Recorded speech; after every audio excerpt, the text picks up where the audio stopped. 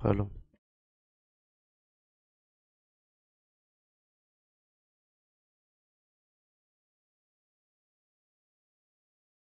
Hello hello hello hello hello.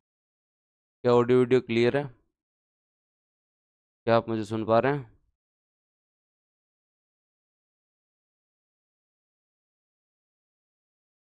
Hindi की class ले ली सुबह सुबह सबने? Good morning good morning good morning. अब रात गई बात गई, टेंशन से बाहर आ जाओ तुम लोग ऐसे। हाँ, डेली टेंशन में रहोगे काम नहीं चलेगा।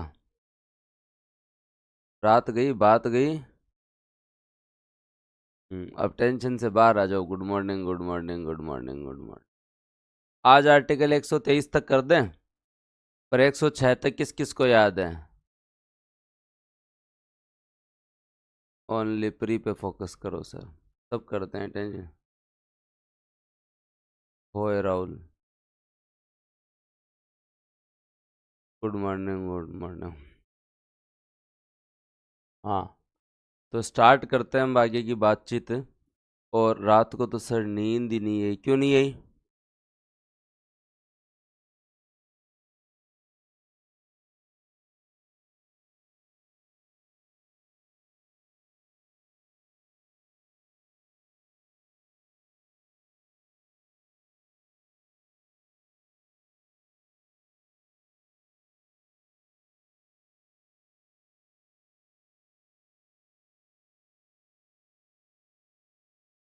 आधा डिस्कशन कल शाम को हो गया था, आधा डिस्कशन आज शाम को हो जाएगा। पहले जो है वो केवल और केवल जो है वो अभी हम आर्टिकल 123 तक बात करेंगे।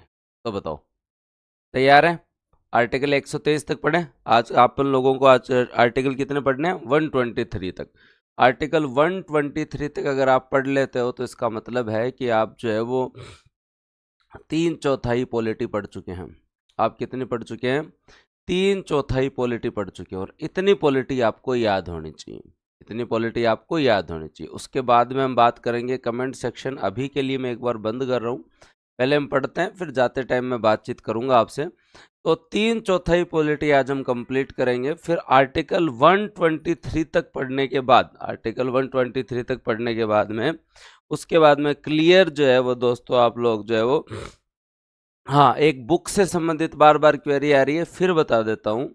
सीईटी की बूस्टर बुक जो है वो दोस्तों परसों तक, सीईटी के लिए जो करंट अफेयर आपका 7वां का जो आ रहा है वो परसों तक आ जाएगा। मतलब जो है वो 5 तारीख उसमें होएगी। और उसके डिले का कारण तुम लोगों को पता है। पहली चीज क्लियर, सीईटी की जो इकोनॉमी की बुक है वो मार्केट में नहीं आएगी। और ये केवल 76 पेज की आज शाम तक आपको मिल जाएगी।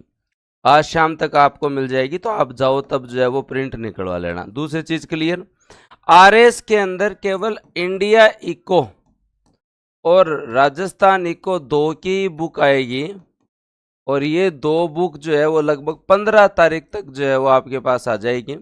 उसके अलावा सभी की पीडीएफ मिलेगी, जो कि एक कोड के साथ मिलेगी।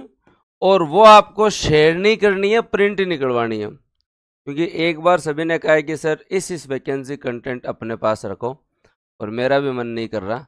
तो एक एक बार और। सारे डाउट क्लियर? सारे डाउट क्लियर? अब चलो मैं आगे। हाँ,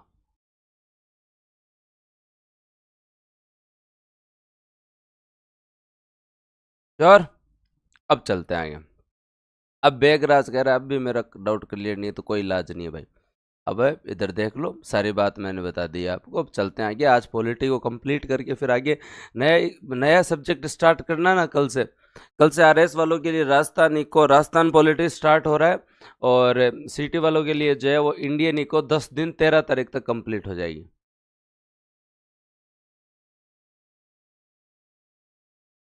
ठीक है, अब बात करते हैं। और बात स्टार्ट होती है आपके यहाँ पर।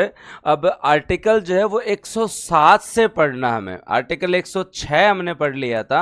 अब आर्टिकल 107 से 123 तक हम लोगों को पढ़ना है।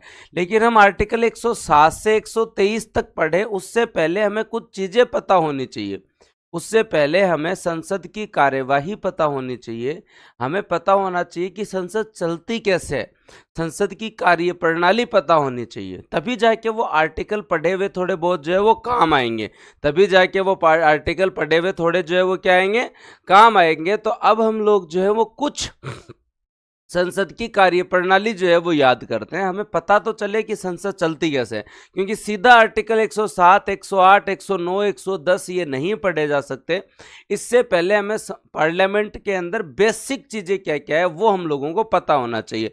और वो जब हम बात करें तो सबसे पहले तो ये बात आती है कि आपके यहाँ पर जो है वो प्रश्नकाल कौन सा होता है। क्या दोस्तों, आपके यहाँ पर जो है वो प्रश्नकाल कौन सा होता है? तो बताओ एक बार सभी कमेंट सेक्शन में कि प्रश्न काल जो है वो दोस्तों जो है वो कितनी बजे से कितने बजे तक का जो है वो आपका प्रश्न काल होता है। सभी बताओ कमेंट सेक्शन में, प्रश्न काल जो है वो कितने हाँ कितने बजे से कितने बजे तक का प्रश्न काल होता है। तो याद रखिए, संसद की कार्यप्रणाली जब हम लोग याद करते हैं तो आपको ये चीज़ पता होनी चाहिए कि संसद का पहला घंटा प्रश्नकाल होता है और इसके दौरान सदस्य प्रश्न पूछ सकते हैं और मंत्री जवाब देते हैं।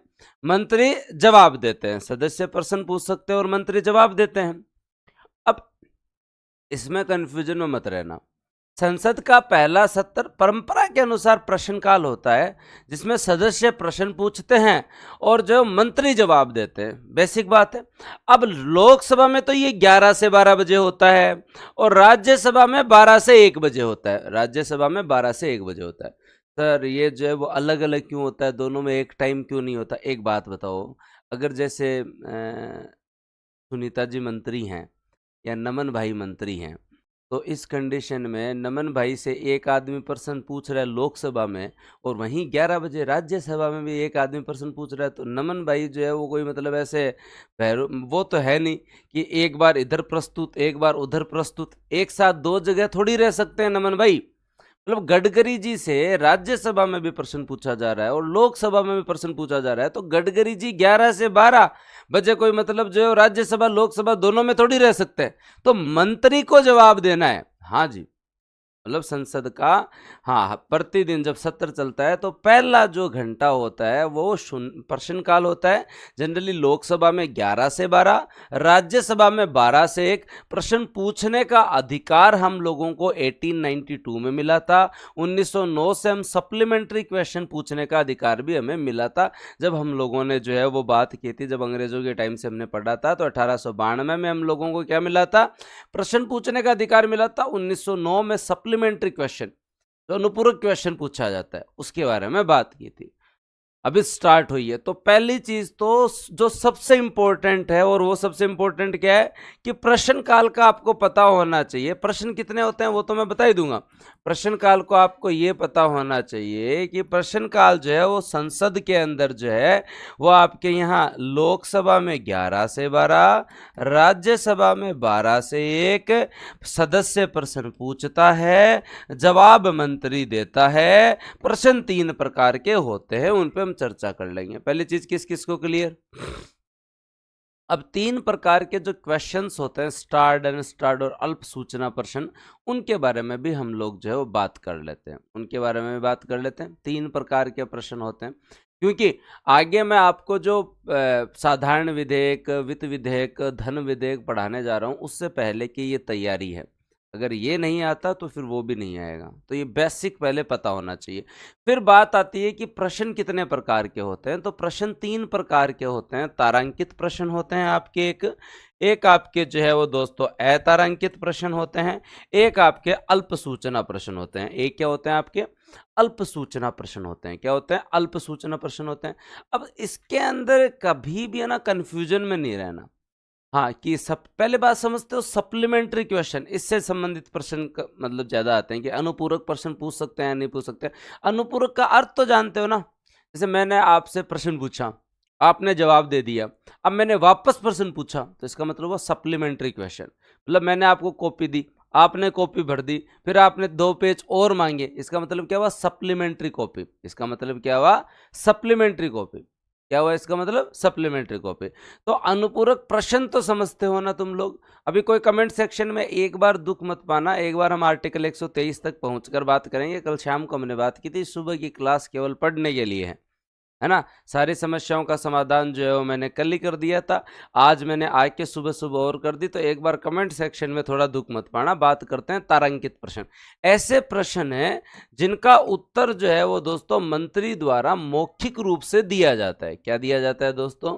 मौखिक रूप से जिनका उत्तर दिया जाता है, जिनका उत्तर जो है वो मौखिक रूप से दिया जाता है, याद रख लेना इन प्रश्न। अब जैसे मंत्री जी जो है वो मौखिक रूप से उत्तर दे रहे हैं, तो अब यहाँ पे सप्लीमेंट्री क्वेश्चन भी पूछा जा सकता है। क्या पूछा जा सकता है? सप्लीमेंट्री।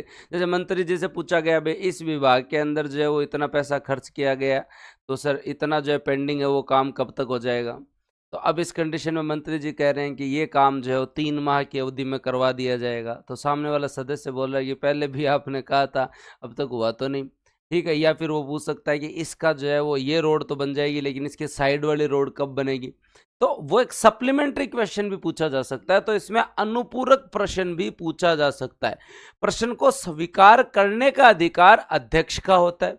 केवल अध्यक्ष ही मतलब ये अप्रूव करता है कि ये प्रश्न जायज है या नहीं है। एक सदस्य 2 से अधिक प्रश्न नहीं पूछे जा सकते। एक दिन में भी 20 से ज्यादा प्रश्न नहीं पूछे जा सकते। लोक महत्व के जनरली प्रश्न पूछे जाते हैं। तो तारांकित प्रश्न जो होते हैं उसकी डिबेट आप देखते हैं, उसमें आपको मजा भी आता है। सदस्य मौखिक रूप से पूछता है, मंत्री मौखिक रूप से उत्तर देता है। अनुपूरक प्रश्न भी जो है वो दोस्तों आपके यहाँ पर जो है वो क्या किए जाते हैं? पूछे जा सकते हैं। सप्लीमेंट्री क्वेश्चन भी पूछे जा सकते हैं। और प्रश्न किसका एक्सेप्ट होगा या नहीं होगा ये केवल अध्यक्ष डिसाइड करता है। कौन डिसाइड करता है? अध्यक्ष। तो पहला चीज, तारांकित प्रश्न किस किस को क्लियर? तारांकित प्रश्न किस किस को क्लियर?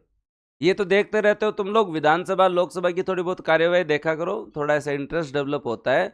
और जो रील्स बनती हैं, जो आपकी छोटी छोटी क्लिप्स बाहर आती हैं, वो तारांकित प्रश्न की होती हैं, जिसके अंदर थोड़ी बहुत डिबेट हो जाती है। मंत्री महोदय के जवाब से अगला संतुष्ट नहीं होता, अगला वापस प्रश्न पूछ लेता है। अब एक चीज आप लोगों ने और देखी होगी, और वो है कि जब लोग प्रशासन में होते हैं, हाँ राकेश कुमार कह रहा है सर दिल्ली होता है 11 से 12, बाकी स्कूल कौन लागे जी की दिल्ली चल है। बाका 3 सत्र चल रहा है, एक बजट सत्र, एक मानसून सत्र, एक शीतकालीन सत्र। आई बात समझ में? आप चुन के भेजा जनप्रतिनिधि, तो अपना जनप्रतिनिधि थे स्कूल में कौन भेजेगी? सुबह 11-12 बजे जी आप स्कूल जाया करता है, मैं दिल्ली जो है प्रश्न काल हुआ। तो आपने उनको जो जनता का प्रतिनिधि बनाया, तो वो अपना प्रतिनिधित्व करके फिर वापस आ जाते हैं। तो 3 सत्र चलते हैं भाई। आई बात समझ में? दिल्ली जाना पड़ेगी बन। ठीक है, आ जाओ इधर। नरेश एक बार पहले इसके ऊपर, उसके बाद कमेंट सेक्शन में अभी बच्चे बहुत ज़्यादा हैं, तो पहले जो है वो अपन पढ़ लेते हैं, फिर मैं जो भी डाउट होगा वो अपन बाद में बात कर लेंगे। RSPT क्लियर हो जाए तो RS मेंस में ऐसा कुछ नहीं होगा नरेश। हाँ ओके ठीक है सलमान जी। हाँ, अब एक CET की रिवीजन क्लास 5 तारीख से, CET की रिवीजन क्लास परसों से स्टार्ट हो जाएगी। CET की रिवीजन क्लास परसों से स्टार्ट हो जाएगी। अब बात करते हैं। अब तुम लोगों ने बहुत बार देखा होगा कि जब सदन चल रहा होता है तो प्रशासन का हर आदमी एक्टिव रहता है। प्रशासन का हर आदमी एक्टिव रहता है, और SDM ऑफिस, कलेक्टर ऑफिस जो है ना, वो एकदम ऐसे 10-10 बजे तक, रात तक बैठे रहते हैं। देखा तुम लोगों ने कभी ऐसा कि नहीं नहीं अभी सदन चल रहा है, अभी सदन चल रहा है, अभी सदन चल रहा है, अभी सदन चल रहा है? ऐसा देखा है तुम लोगों ने कभी? तो ऐसा इसलिए होता है कि सदन में जब कोई प्रश्न पूछा जाता है ना, तो उसका जवाब तो प्रशासन को ही बना के देना पड़ता है। और वो प्रश्न कौन से होता है? अतारांकित प्रश्न। ऐसे प्रश्न 14 दिन के नोटिस के साथ एक निर्धारित प्रपत्र में सभापटल पर रखे जाते हैं। 14 दिन के नोटिस के साथ एक प्रपत्र में जो है वो रखे जाते हैं, और उससे संबंधित जो भी मंत्रालय है वो इसका जो है वो जवाब देता है। लिखित में जवाब दिया जाता है, लिखित में जवाब दिया जाता है। तो इसलिए पूरे प्रशासन को एक्टिव रखा जाता है कि भाई सदन में चल रहा है, अतारांकित प्रश्न पूछ ले, जवाब बना के जल्दी से भेजो, जवाब बना के जल्दी से भेजो, जवाब बना के जल्दी से भेजो। इसलिए दोस्तों आपका जो अतारांकित प्रश्न होता है। अब देखो, ये प्रश्न आपका अतारांकित प्रश्न एक लिखित प्रश्न है, और लिखित प्रश्न का जवाब जो है वो दोस्तों आपने लिखित में दे दिया। और जब आपने लिखित में दे दिया तो यहां अनुपूरक प्रश्न का कोई सवाल ही पैदा नहीं होता। यहां अनुपूरक प्रश्न का कोई सवाल ही पैदा नहीं होता। नहीं होता ना। धर्मेंद्र वहां तक पहुंचेंगे तो वो भी बता देंगे, पहले 123 तक पढ़ लो। आगे बात समझ में। तो अतारांकित प्रश्न जो है वो 14 दिन के नोटिस के साथ एक प्रॉपर फॉर्मेट में पूछा जाता है। फॉर्मेट में सदस्य जो है वो रखता है सभा पटल पे, फिर बाद में वहां से उसके मंत्रालय में जाता है, जो भी विभाग मंत्रालय है, फिर वो अपना प्रश्न का जवाब बना के जो है वो दोस्तों जो है वो भेजते हैं, और उसके बाद में सप्लीमेंट्री क्वेश्चन नहीं पूछा जाता। एकदम क्लियर। अब अगर आपके नेता एक्टिव हैं तो आप उनके सोशल मीडिया साइट पे देखना, बहुत सारे नेता जो लिखते हैं कि मैंने सदन में एक अतारांकित प्रश्न के तहत पूछा था, अमुक गांव की सड़क जो है उसकी सैंक्शन कब तक निकलेगी या कब तक उसका कार्य प्रारंभ हो जाएगा। फिर उसके बाद में वो नीचे जो है उसका पूरा जवाब लिखते हैं, अनुपूरक मतलब जो है वो दोस्तों सप्लीमेंट्री क्वेश्चन। प्रदीप बेरवा जी, मैंने अभी 3 मिनट में बताया, अब 3 मिनट में या तो आप सो रहे थे या आप ध्यान नहीं दे रहे थे, तो विनम्र निवेदन है पॉलिटिकल क्लास में टाइम से आ जाया करो। धर्मेंद्र कर देंगे ब्लॉक या कौन मानना है? हाँ, और इन और की पढ़नों को नहीं, अविश्वास प्रस्ताव अविश्वास प्रस्ताव तो मैं आज चीज ना बता देशूँ, और बता तो दियो अविश्वास प्रस्ताव कहीं हुए। अगर जो है वो सरकार अल्पमत में है या विपक्ष को लगे कि सरकार के पास बहुमत नहीं है, तो विपक्ष जो है वो मंत्रिमंडल मंत्री परिषद के जो है वो खिलाफ अविश्वास प्रस्ताव ला सकती है। अविश्वास प्रस्ताव केवल लोकसभा में लाया जा सकता है। अविश्वास प्रस्ताव अगर पारित हो जाता है तो सरकार को अपना इस्तीफा देना पड़ता है। संयम रखें, शांति रखें। आगे बात समझ में। अगर ए लखन रिया तो सुबह सुबह पहले बिना मतलब इलाज हो जा लो। तो निवेदन है, डट जाओ, कॉपी पेस्ट मत करो, यूट्यूब की आदत मत डालो, क्योंकि की वजह तो सिंसियर लोग है बा कमेंट कौन दिख पाए। तो अब बात समझ में आई। अतारांकित प्रश्न जो है वो आप अपने देखोगे सोशल मीडिया पे बहुत सारे जो आपके लीडर्स हैं वो डालते हैं कि मैंने ये अतारांकित प्रश्न पूछा था और इसका जवाब जो है वो दोस्तों जो है वो आ गया, इसका जवाब जो है वो आ गया। आगे बात समझ में। अब बात आती है अल्प सूचना प्रश्न। इसके तहत वह प्रश्न आते हैं जो ऐसे क्वेश्चन है जो अविलंबनीय महत्व के हो, जिन्हें बिना देरी के पूछना जरूरी है। ये प्रश्न भी 10 दिन के नोटिस के साथ एक प्रॉपर फॉर्मेट में पूछे जाते हैं। इनका जवाब मौखिक दिया जाता है। जब जवाब मौखिक दिया जाता है तो दोस्तों सप्लीमेंट्री क्वेश्चन पूछा जा सकता है। क्या पूछा जा सकता है? जवाब मौखिक दिया जाता है तो क्या हो सकता है? सप्लीमेंट्री जो है वो क्वेश्चन पूछा जा सकता है। क्या पूछा जा सकता है? सप्लीमेंट्री क्वेश्चन पूछा जा सकता है। बात खत्म, काम खत्म। 3 प्रकार के प्रश्न तुम लोगों को याद होने चाहिए। मैं वापस रिवीजन करवा रहा हूं, मैं तुम लोगों को वापस रिवीजन करवा रहा हूं। एक होता है तारांकित प्रश्न, एक होता है दोस्तों आपका तारांकित प्रश्न। और तारांकित प्रश्न जब आप पूछते हैं तो सदस्य पूछता है और मंत्री उसका जवाब देता है। याद रखना मौखिक में पूछा जाता है और दोस्तों मौखिक में जवाब दिया जाता है। जब जवाब मौखिक में दिया जाता है तो अनुपूरक प्रश्न पूछा जा सकता है, अनुपूरक प्रश्न पूछा जा सकता है। एक होता है अतारांकित प्रश्न। अतारांकित प्रश्न दोस्तों सदस्य पूछता है और दोस्तों उससे संबंधित मंत्रालय और विभाग उसका जवाब दे देते हैं, और दोस्तों इसका जवाब जो है वो लिखित में दिया जाता है। लिखित में दिया जाता है तो अनुपूरक प्रश्न नहीं पूछा जा सकता। 14 दिन के नोटिस के साथ ये प्रश्न जो है वो पूछा जाता है। फिर एक होता है अल्प सूचना प्रश्न। और अल्प सूचना प्रश्न जो है वो दोस्तों याद रखें, सदस्य पूछता है और मंत्री इसका जवाब देता है। मंत्री जवाब मौखिक में देता है और मौखिक में देता है तो सामने वाला पूछ सकता है। तो अनुपूरक प्रश्न जो है वो इसके अंदर है, पूछा जा सकता है। ये 10 दिन के नोटिस के साथ पूछा जाता है। अब मैं फिर आगे चलूं। अब एकदम ऐसे डाउट क्लियर हो जाना चाहिए कि हाँ सर, अब दिमाग में बात पूरी बैठ गई। हाँ,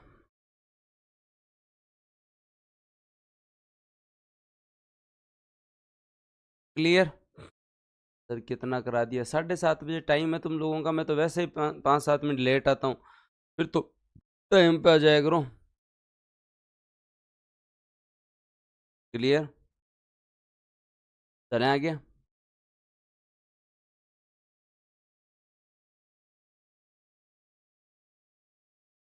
हाँ,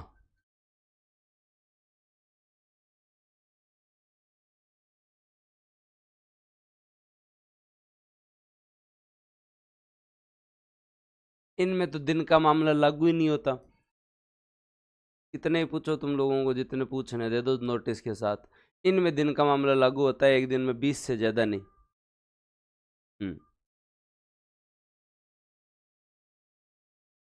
चलें श्योर? चलो तो फिर बाद में बात करते हैं। अब बात करते हैं आपके यहाँ शून्यकाल के। किसके बारे में बात करें? आपने प्रश्न काल पढ़ लिया, आपने क्या पढ़ लिया? प्रश्न काल पढ़ लिया। प्रश्न काल हमारे जो है वो संसद के नियमों में है। प्रश्न काल दोस्तों आप लोगों के संसद के नियमों में। प्रश्न काल में प्रश्न पूछने के बाद में अब आपके यहाँ होता है शून्यकाल। क्या होता है दोस्तों आपके यहाँ पे? शून्यकाल। क्या होता है दोस्तों? शून्यकाल। शून्यकाल में लोक महत्व के मुद्दे उठाए जा सकते हैं। क्या उठाए जा सकते हैं?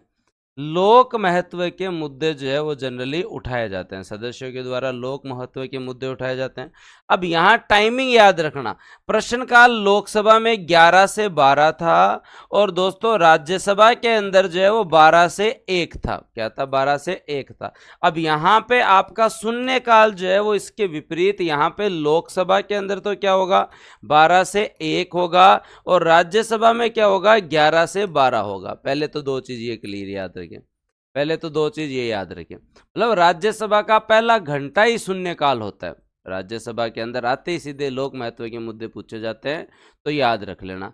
भारत में 1962 से, भारत में 1962 से जो है वो दोस्तों शून्यकाल की स्टार्टिंग हुई और भारतीय संसदीय प्रणाली, शून्यकाल जो है प्रारंभ हुआ। ये भारतीय संसदीय प्रणाली परंपरा के आधारित है, ये कोई संविधान में कोई इसका उल्लेख नहीं है, परंपरा के तहत तारांकित है। तारांकित इनका तो संविधान में उल्लेख है। ये शून्यकाल जो आपका स्टार्ट हुआ है ये 1962 से स्टार्ट हुआ है, संसदीय परंपरा के तहत स्टार्ट हुआ है। 1 घंटा जनरली मिलता है लोक महत्व के मुद्दे उठाने के लिए।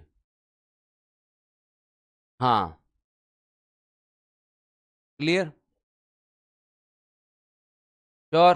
राधा जी आप कल शाम वाली क्लास में आए नहीं थे, अगर आए होते तो आप ऐसे तो कमेंट नहीं करते हैं। हाँ एकदम क्लियर, शून्यकाल की बात समझ में आ गई? शून्यकाल एकदम डाउट क्लियर? शून्यकाल क्या होता है भाई? ये भारतीय संसदीय प्रणाली की देन है, जिसे हम 0 आवर कहते हैं। याद रखें, राष्ट्रीय महत्व के किसी मुद्दे पे मंत्री से प्रश्न पूछा जाता है जिस पे चर्चा की जाती है। लोकसभा में 12 से 1, राज्यसभा में 11 से 12, 1962 से जो है वो दोस्तों याद रखें ये हमारे यहाँ चल रहा है। वो संसद की नियम नहीं है, परंपरा है ना, कोई कन्वर्ट नहीं हो सकता। आप इधर पढ़ते रहो बस। बताओ क्लियर? अब शून्यकाल से आगे चलें, शून्यकाल से आगे चलेंगे अब। हाँ अब हमें एक सबसे महत्वपूर्ण प्रश्न और पढ़ना है। ये जब शून्यकाल पूरे हो जाएंगे तो हमें ये भी पढ़ना आज है कि संसद में जो है वो विधि का निर्माण कैसे होता है। संसद में विधि का निर्माण कैसे होता है उसके बारे में भी आज हम लोग चर्चा करेंगे। प्रथम वाचन, द्वितीय वाचन, तृतीय वाचन, सबके बारे में हम बात करेंगे। हाँ सबके बारे में बात करेंगे। शून्यकाल क्लियर? चलें आगे, थोड़ी सी स्पीड बढ़ाओ, थोड़ा थोड़ा ध्यान दो, याद करवाने की जिम्मेदारी हमारी। 123 तक पहुंचने के बाद में एक मेगा रिवीजन क्लास होगी, एक मेगा रिवीजन क्लास होगी जिसमें 123 तक के सभी आर्टिकल तुम्हें वापस याद करवाए जाएंगे। तो पहले 123 तक पहुंचने के लिए आप मेरे साथ रहें। हाँ सर अनु का पहुंचना पहला घंटा ही शून्यकाल है, इसका मतलब क्या हुआ? मतलब चालू ही राज्यसभा 11 बजे होती है तो आते ही सबसे पहले वहां शून्यकाल ही होता है।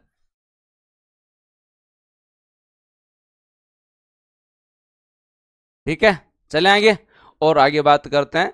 अब दोस्तों आपके यहाँ 2 चर्चाएं और है, एक अल्पकालीन चर्चा, एक आधे घंटे की चर्चा। एक अल्पकालीन चर्चा, एक शॉर्ट टाइम पीरियड चर्चा, और एक एक दोस्तों सॉरी आपातकालीन चर्चा, और एक दोस्तों आधे घंटे की चर्चा।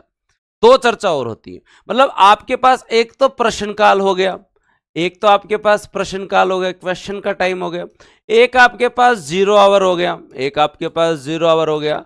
अब उसके अलावा क्या करना है? उसके अलावा क्या करना है? हाँ सर तारांकित और अल्प सूचना में क्या डिफरेंस है? नेहा बेसिक सा डिफरेंस है कि स्टार्ट क्वेश्चंस जो हैं वो मौखिक रूप से पूछे जाते हैं, मौखिक रूप से पूछे जाते हैं, जिनके जवाब तुरंत जो है वो दोस्तों मंत्री देता है। अल्प सूचना प्रश्न जो है वो प्रॉपर फॉर्मेट में पूछा जाता है, जिसका जवाब मंत्री महोदय आराम से दे देते हैं और 10 दिन के नोटिस के साथ वो क्वेश्चन पूछा जाता है। और दोनों के अंदर ही जवाब मौखिक ही दिया जाता है, दोनों में ही सप्लीमेंट्री क्वेश्चन जो है वो आपके लिए है। अब ऐसे तो कोई पूछ ले प्रश्नकाल, शून्यकाल, आपातकालीन, आधे घंटे, इनमें क्या अंतर? ये सारी जो है वो व्यवस्थाएं हैं ताकि ज़्यादा से ज़्यादा सदन को चलाया जा सके, लोक महत्व के मुद्दे उठाए जा सके, संसदीय प्रणाली को ज़्यादा से ज़्यादा उपयोग लिया जा सके, इसलिए ऐसे कुछ प्रोविजंस हैं।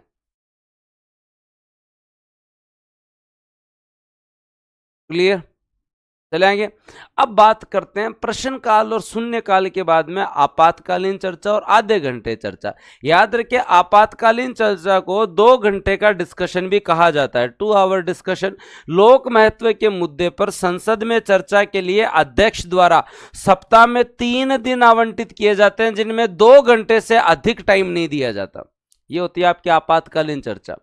याद रखें दोस्तों, ये होती है आपकी आपातकालीन चर्चा, 2 आवर डिस्कशन। लोक महत्व के मुद्दे पर संसद में चर्चा के लिए अध्यक्ष आप सप्ताह में 3 दिन और देते हैं, 2-2 घंटे का टाइम देते हैं आपको, कि आपको लोक महत्व का मुद्दा है जिसके ऊपर आप लोग जो और चर्चा कर सकते हैं। फिर होती है आधे घंटे की चर्चा। फिर दोस्तों आपके यहाँ पे कौन सी होती है? आधे घंटे की चर्चा। इसके तहत लोक महत्व के मुद्दे पर अध्यक्ष सप्ताह में 3 दिन जो है वो 30-30 मिनट जो है वो दोस्तों याद रखें, हाँ, जो है वो दी जाती है, याद रखें। क्लियर? 3 दिन। राज्यसभा वाले भी किसी भी दिन दे सकते हैं, तो जनरली आप लोगों को जो है वो ये 2 बात और याद रखनी है, ये 2 बात और याद रखनी है। एकदम क्लियर? राधा जी, कल सब कुछ बता दिया गया है, आपने या तो कल इवनिंग की क्लास नहीं देखी तो उस समय आपने ध्यान नहीं दिया। अब सुबह की क्लास मैंने बार बार कहा है केवल पढ़ाने की होती है, शाम की इन्फॉर्मेशन के लिए होती है। तो आज शाम को और इन्फॉर्मेशन दे देंगे, एक एक का डाउट और क्लियर कर देंगे। हाँ अंकित, डट जा, जियाँ जियाँ थोड़ी शांति रख ले। हाँ ये भी आप वाला काम भी हो जाएगा।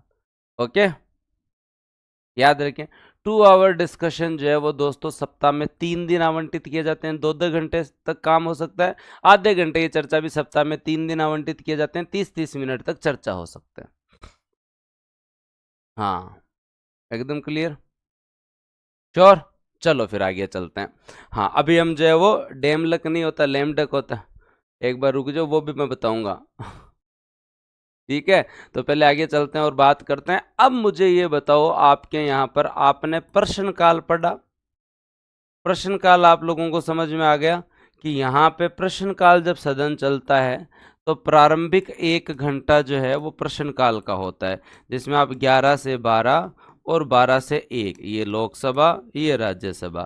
फिर लोक महत्व के मुद्दे के लिए शून्यकाल होता है, और शून्यकाल जो है वो संसदीय परंपराओं के तहत लोकसभा में 12 से 1 और राज्यसभा में दोस्तों जो है वो 11 से 12 होता है। फिर दोस्तों आपके यहाँ आपातकालीन चर्चा होती है। आपातकालीन चर्चा को हम बोलते हैं 2 आवर डिस्कशन। 2 घंटे जो है वो लोक महत्व के मुद्दे पे सप्ताह में 3 दिन जो है वो जनरली डिस्कशन होता है। उसके बाद में दोस्तों आधे घंटे की चर्चा होती है, और आधे घंटे की चर्चा भी कोई लोक महत्व का मुद्दा है जिस पर शॉर्टली डिस्कशन करना है, 30 मिनट उसको समय आवंटित किया जाता है। बताओ।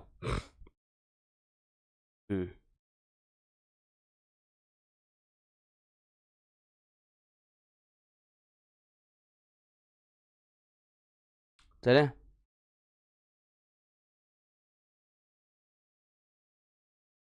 क्लियर?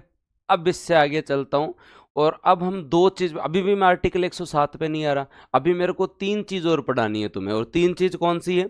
सबसे पहले अब हम लोग समझेंगे कि आपके यहाँ पे कोई भी विधेयक आता है तो उसकी प्रक्रिया क्या होती है। कोई भी विधेयक आता है तो उसकी प्रक्रिया क्या होती है, जिसमें प्रथम वाचन क्या होता है, फर्स्ट रीडिंग कैसे होती है, द्वितीय वाचन क्या होता है, सेकंड रीडिंग क्या होती है, उसके बाद में जो है वो दोस्तों तृतीय वाचन क्या होता है, थर्ड रीडिंग क्या होती है। थर्ड रीडिंग क्या होती है, पहली चीज ये पढ़ेंगे।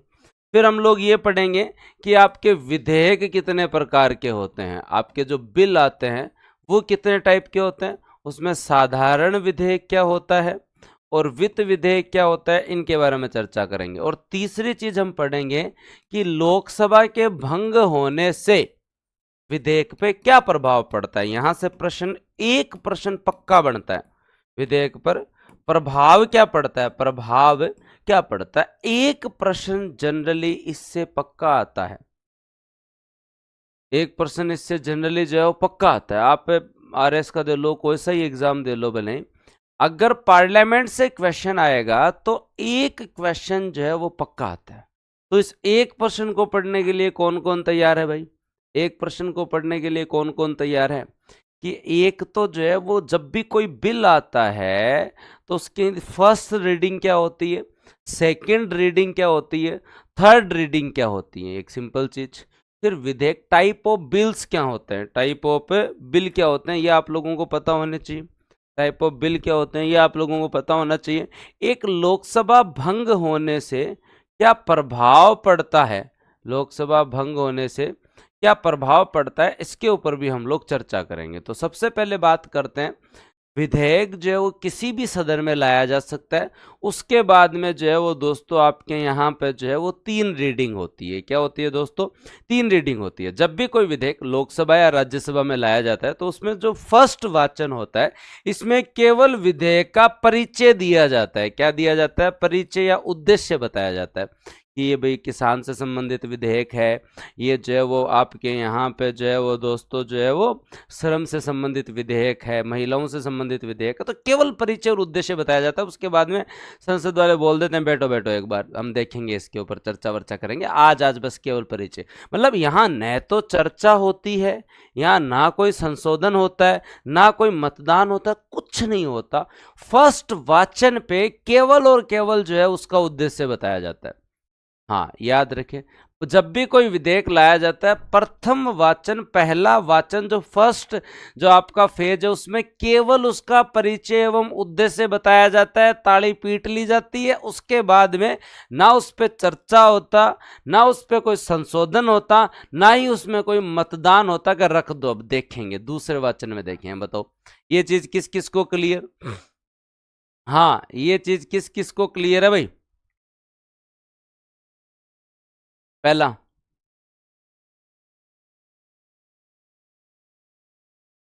जितेंद्र, उसका सॉल्यूशन मैं कर दूंगा, अभी संयम रखें। हाँ एकदम क्लियर, पहला वाचन सबको क्लियर कि केवल, तो इसमें समझने वाला था ही क्या बेटे, बोल रहे हैं क्लियर है सर याद है, इसमें ऐसा था क्या जो तुम लोग समझ रहे हो, इसमें ऐसा कुछ था ही नहीं। हाँ पॉलिटिकल क्वेश्चन मैं ही करवाऊंगा आपको और कोई नहीं करवाएगा। सर जी दिन में 3-4 क्लास लो आप, कल से मैं दिन में 3-4 क्लास ही लूंगा आपकी। हाँ अब ये सोनिया ने अच्छा क्वेश्चन पूछा कि सर विधेयक क्या होता है। जब भी कोई चीज लाई जाती है आपके यहाँ विधि से संबंधित तो उसे विधेयक कहते हैं बेटा। जब वो पारित हो जाता है तो उसे हम अधिनियम कहते हैं, उसे हम क्या कहते हैं, अधिनियम। तो संसद कोई भी कानून बनाने के लिए जब कोई प्रस्ताव लाती है तो उसे हम बिल कहते हैं, और जब ये पास हो जाता है बेटा जी तब इसे एक्ट कहा जाता है। तब इसे क्या कहा जाता है, एक्ट कहा जाता है। तब इसे क्या कहा जाता है, एक्ट कहा जाता है। तो इसमें विधेयक का परिचय दिया जाता है और कुछ नहीं करते। इसमें क्या नहीं करते, विधेयक का परिचय दिया जाता है और कुछ नहीं किया जाता। अब आता है दूसरा वाचन। दूसरी वाचन जो है उसके अंदर दोस्तों याद रखें, उसके अंदर जो है वो आप लोगों को याद रखना है कि आपके यहाँ 3 लेवल है, एक सामान्य चर्चा का स्तर, एक समिति स्तर, एक विचार विमर्श स्तर। देखो एक बार, सामान्य चर्चा, समिति और विचार विमर्श, यहाँ 3 फेज है। मतलब जो कुछ भी होगा वो सेकंड में ही होगा। एक दोस्तों आपकी सामान्य चर्चा होती है, अगर सामान्य चर्चा करो तो ठीक है, अगर आप समिति को देना चाहो तो ठीक है, और लास्ट में आता है विचार विमर्श। लास्ट में आता है दोस्तों आपका विचार विमर्श। लास्ट में क्या आता है, विचार विमर्श स्तर। 3 सामान्य चर्चा, विचार विमर्श, हाँ, और दोस्तों जो है वो उसके बाद में आपके यहाँ सामान्य चर्चा, विचार, हाँ, समिति और विचार विमर्श। यहां से क्वेश्चन अगर मान लो तुम कुछ भूल जाओ और अगला पूछ ले कि ये किस में किया जाता है, तो जनता तुक्का मारती है कि दूसरे वाचन में किया जाता है, क्योंकि दूसरे वाचन में सब कुछ होता है। सामान्य चर्चा में सदन इस पर या तो सीधा विचार कर सकती है, सदन है इस पर या तो सीधा विचार कर सकती है कि आ जाओ इस पर आज जो डिस्कशन करेंगे, ठीक है, या फिर सदन जो है वो किसी समिति को दे सकती है, या फिर सदन किसी समिति को दे सकती है। तो अब दोस्तों समिति दो प्रकार की होती हैं सामान्य चर्चा में, याद रखें दोस्तों, आपके यहाँ पे सदन जो है या तो सीधा विचार कर सकता है सामान्य चर्चा में, सामान्य चर्चा में एक चीज जनरली जरूर याद रखें, सामान्य चर्चा में एक या तो हाँ या तो जो है वो डायरेक्ट, या तो जो है वो सीधा चर्चा कर लो, डायरेक्ट उस पर जो है वो विचार विमर्श चालू कर दो, या दोस्तों समिति को दे दो, या दोस्तों जो है समिति को दे दो, या फिर जनता के लिए भेज दो कि जनता बताओ कैसा है ये विधेयक। ये तीन ही ऑप्शन है, तीन ऑप्शन है सामान्य चर्चा के अंदर, आपके पास तीन ऑप्शन है, या तो डायरेक्ट आप चर्चा करना स्टार्ट कर दो इस पे, या फिर कोई समिति बना दीजिए दोस्तों उसके लिए, या फिर दोस्तों जनता के लिए भेज देना चाहिए कि बताओ ये विधेयक कैसा है, बताओ ये विधेयक कैसा है। तो तुम्हारा क्या मानना है, जनता के लिए भेजना चाहिए, सीधा चर्चा करना चाहिए, या समिति पे? हाँ सब कुछ बता दूंगा। नरेश पूछ रहा है सर क्या सेकंड वाचन में विधेयक पर जो है वो संशोधन हो सकता है क्या? भाई सब बता दूंगा, पहले मैं तो एकदम बेसिक से उठा रहा हूँ तुझे, सामान्य चर्चा भी बहुत बड़ी है। हाँ सब कुछ होता है इसके अंदर सेकंड वाचन के अंदर, पर तू पैसेंस तो रख, ये पैसेंस कहाँ गया तेरा, तेरी समझ तेरा पैसेंस कहाँ गया, तो आगे भाग रहा है, इसको ऐसे जी इस पॉलिटी को, इसमें मजा ले, कहाँ पड़ी है ऐसी पॉलिटी। तो अब तुम्हारा क्या मानना है? चल एकदम श्योर, चलें आगे।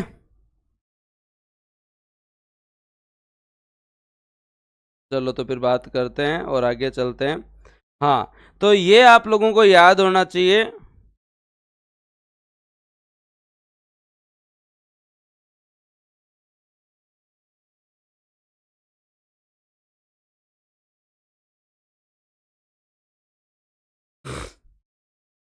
हाँ गुड मॉर्निंग गुड मॉर्निंग। अब देखो मैं फिर बताता हूं, तो ये सामान्य चर्चा में तीन फेज है, या तो डायरेक्ट उस पर चर्चा कर ले, या समिति, या जनता के पास। जनता के पास तो कम ही भेजते हैं। अब समिति स्तर यहां से चालू होता है, और यहां दो प्रकार की समिति होती है, एक सिलेक्ट कमेटी और एक दोस्तों ज्वाइंट कमेटी। एक होती है प्रवर समिति और एक दोस्तों आपकी संयुक्त समिति। एक होती है प्रवर समिति, एक होती है संयुक्त समिति। एक क्या होती है प्रवर समिति, और एक होती है दोस्तों आपके जो है वो हाँ क्या संयुक्त समिति। रेणु जी पूछिए पूछिए। तो प्रवर समिति का मतलब होता है एक सदन की समिति। क्या होती है दोस्तों आपके एक सदन की जो समिति है उसे हम बोलते हैं प्रवर समिति। संयुक्त समिति का मतलब होता है जिसमें दोनों सदन हो, जिसमें दोस्तों दोनों सदन हो। तो जिसके अंदर ये चल रहा है, जिसके अंदर ये विधेयक आता है, उसी सदन की समिति बनती है, तब तो उसे सेलेक्ट कमेटी कहते हैं, प्रवर समिति। और दोनों को अगर ले लें तो वो संयुक्त समिति। तो दोस्तों याद रख लेना, कभी प्रश्न गलत नहीं होगा। आप लोगों को क्या याद रखना है कि जो है वो या तो सीधा चर्चा या समिति को दे दो, या फिर जनता की राय के लिए विधेयक को भेज दो। अब दोस्तों याद रखिए, प्रवर समिति से तात्पर्य जिस सदन में विधेयक आया है केवल उसके सदस्यों की समिति बने, तो इसे हम लोग क्या कहते हैं, प्रवर समिति, सेलेक्ट कमेटी, या एक सदन की समिति। और दोस्तों संयुक्त समिति का मतलब है दोनों सदन के सदस्य शामिल हैं। ये आपके जो है वो दूसरे वाचन के दो फेज कंप्लीट हुए, दूसरे वाचन के दो फेज कंप्लीट हुए, एक सामान्य चर्चा, एक समिति स्तर। अब आते हैं विचार विमर्श। हाँ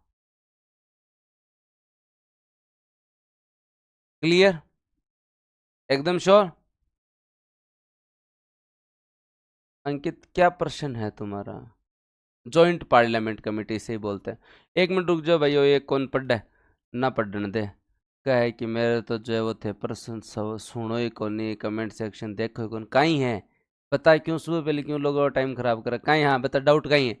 हाँ बताओ भाई, एकदम क्लियर सभी के लिए। सामान्य चर्चा एकदम। अब आते हैं अपन थर्ड के ऊपर, और इसके अंदर जो है वो तीसरा स्तर क्या था, विचार विमर्श स्तर। इसमें सदन के विधेयक के प्रत्येक खंड पे चर्चा होती है।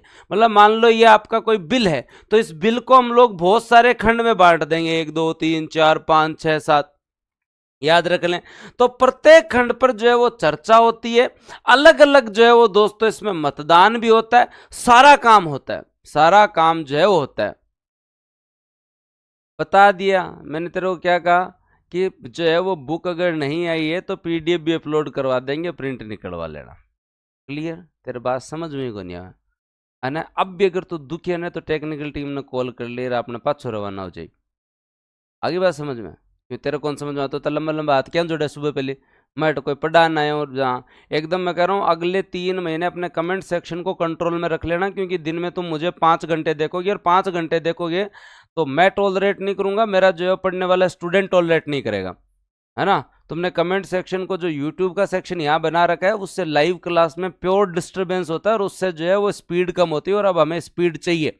तो आपने इतने दिन कर लिया होगा, क्योंकि और टीचरों को तुम लोग जो है वो धीरे धीरे अपना बना लेते हो, और उसके बाद में जब बातें कर लेते हो तो वो तुम्हारी सहूलियत वहाँ होगी, यहाँ नहीं चलेगी। पहले से क्लियर कर रहा हूँ। उसके बाद में भी अगर कोई कमेंट सेक्शन में हा हू चालू रखी तो अपने जिम्मेदार, अपने नुकसान के लिए वो खुद ही होगा। अब 1 मिनट भी टाइम खराब किसी दूसरे का नहीं होगा, फिर भी दिक्कत है तो कॉल कर लेना वहां पे, है ना? हाँ, फ्लो बार बार खराब अगर किसी ने किया, बाकायदा बोल रहा हूं अंकित, बाकायदा बोल रहा हूं, जो स्टूडेंट बार बार कॉपी पेस्ट कर रहे हैं, हाँ नहीं पढ़ना कोई बात नहीं, रिकॉर्डेड क्लास देख लिया करो। अब जो टाइम खराब नहीं करना भाई, 1.5 घंटा है, आर्टिकल 123 तक पहुंचना था, बढ़िया रिदम बन रहा है, बिना मतलब दूसरा कर रहे हो खराब। हाँ गायत्री जी, जो चीज पूरी इंफॉर्मेशन नहीं सुनी जाती, नहीं समझ में आती, तो दोबारा देख लिया करो। कल क्या कहा गया था कि इन 2 की बुक आ जाएगी, और उसके बाद में जैसे जैसे क्लास कंप्लीट होगी पीडीएफ मिलेगी, और जो उसका एक कोड बना के दूंगा ताकि जो शेयर नहीं हो। तो तुम अभी से कोड पूछने लग गए हो क्या? ये बात सुनाई नहीं दी? समझ में नहीं आई आपको कल की कही हुई बात? हाँ, नहीं समझ में आई? ये संसद डिसाइड करते देवेंद्र। तो लास्ट 5 मिनट फिक्स कर दिए, लास्ट में अंत शुरू में आते ही 5 मिनट फिक्स कर दिए। मेरे से कमेंट्स देखे बगैर रहा नहीं जाता। मैं जो है चाहता हूं कि क्लास का तुम्हारा लाइव वाला तुम्हें जो मजा आए, तुम्हें ऑफलाइन से ज्यादा मजा आए। तो इन्फॉर्मेशन के लिए टेक्निकल टीम है कॉल पे, कॉल घुमाओ, और उससे ज्यादा क्या चाहिए तुम्हें?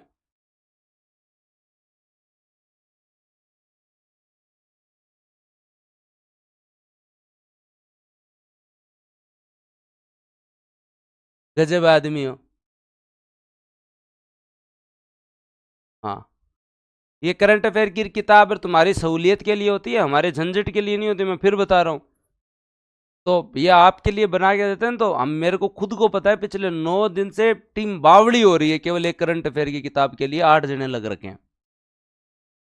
और तुम्हें पता भी है, टाइम आ जाती तो पढ़ लेते, अब आ जाएगी तो अब पढ़ लेना, कहाँ जा रहे हो? फ्लो खराब करने के लिए डेली तैयार रहता है एक आधा एक आधा एक आधा।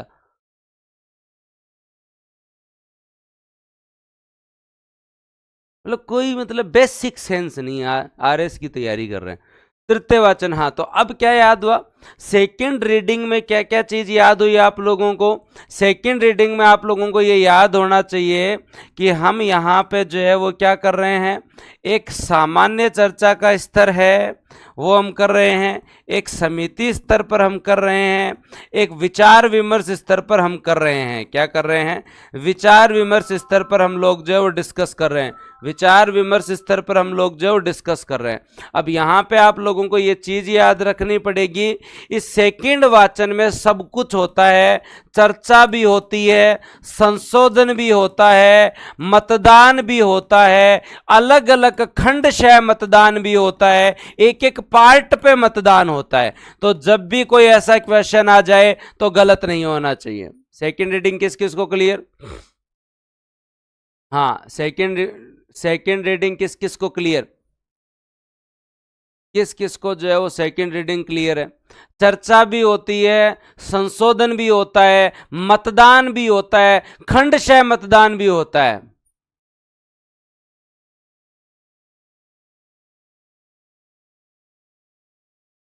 क्लियर?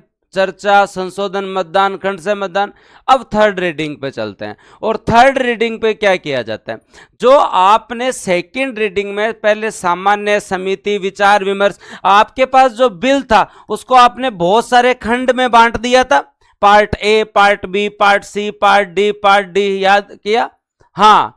अब दोस्तों इस कंडीशन के अंदर उन सारे जो आपने अलग अलग पार्ट में बांटा था, खंड से मतलब प्रियंका पार्ट, जैसे आपके पास मान लीजिए कि महिला आरक्षण विधेयक है, तो इस विधेयक का खंड 1, खंड 2, खंड 3, खंड 4, खंड 5, खंड 6 अलग अलग पार्ट में बांट के हमने चर्चा कर ली थी। खंड से मतलब है अलग अलग पार्ट में बांट के हम लोगों ने इसके पार्ट ए पे चर्चा करी, पार्ट बी पे चर्चा करी, सी पे चर्चा करी, डी पे चर्चा करी, ई पे चर्चा करी, सब पे चर्चा की।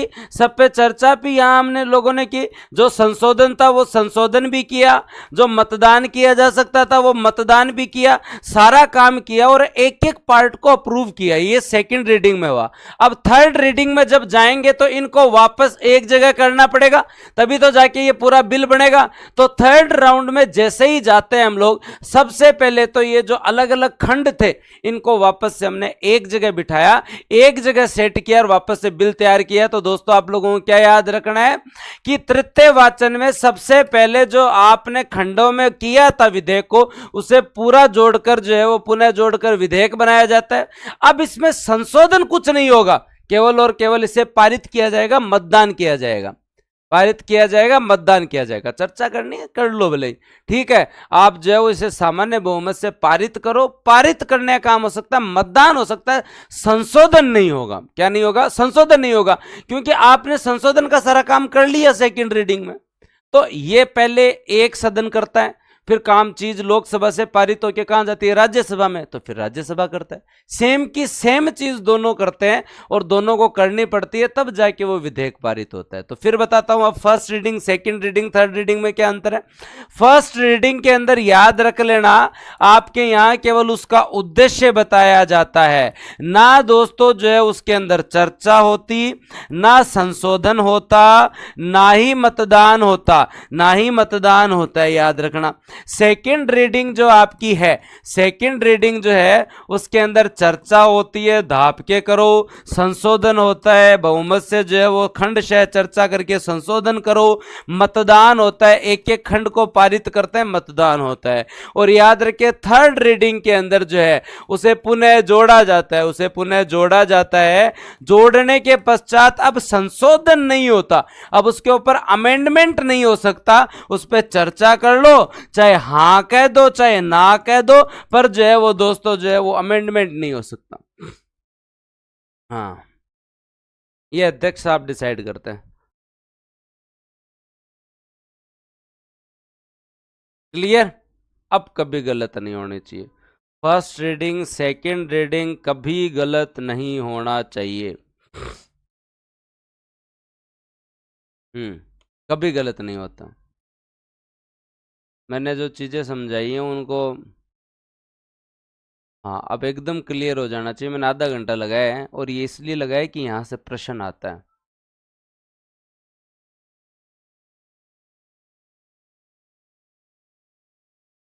सर मैं 18 फरवरी को 21 की होंगी तो मैं पेपर, वो तो आपको बताया ना, 1/1/2025 तक आपकी उम्र 21 होनी चाहिए। तो आप तैयारी रखें, अगली भर्ती भी श्योर ही आएगी।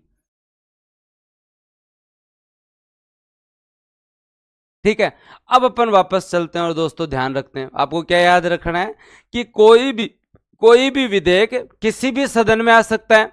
मान लो कि एग्जाम्पल के रूप में वो लोकसभा में आया, तो लोकसभा में फर्स्ट रीडिंग होगी, सेकंड रीडिंग होगी, थर्ड रीडिंग होगी, फिर कहां जाएगा? राज्यसभा में। राज्यसभा में फर्स्ट रीडिंग होगी, सेकंड रीडिंग होगी, थर्ड रीडिंग होगी, याद रख लो। ये अगर इनसे एग्री है तो वो कहां जाएगा? राष्ट्रपति के पास। कहां जाएगा भाई साहब? राष्ट्रपति के पास। ये अगर इसमें कुछ अमेंडमेंट कर देते हैं, ये अगर इसमें कुछ संशोधन कर देते हैं, तो ये वापस किसके पास जाएगा भाई? आपके यहां पे लोकसभा के पास। अब ये एग्री है इस अमेंडमेंट से तो राष्ट्रपति पास चला जाएगा। अगर ये वापस संशोधन कर देते हैं, ये इनसे राज्य नहीं है, तो वापस कहां जाएगा? राज्यसभा के पास। ये कर दें, वापस कहां जाएगा? लोकसभा के पास। ये कर दें, वापस कहां जाएगा? राज्यसभा के पास। तो सर फिर राष्ट्रपति के पास कब जाएगा? तो अगर गतिरोध 6 माह से अधिक चल जाए, अगर दोनों सदन एक दूसरे के संशोधन से जो है वो सहमत नहीं है, इस कंडीशन में आर्टिकल 108 के तहत हम लोग जो है क्या बुला सकते हैं, संयुक्त अधिवेशन बुला सकते हैं, जिसे हम जो है वो कल पढ़ेंगे। लेकिन आज पहले सबसे पहले इंपॉर्टेंट चीज है, अगर लोकसभा भंग हो जाए तो क्या हो, वो भी पढ़ना जरूरी है। अगर लोकसभा भंग हो जाए तो क्या हो, उसके बारे में भी हम लोग बात करेंगे। हाँ, क्लियर, श्योर।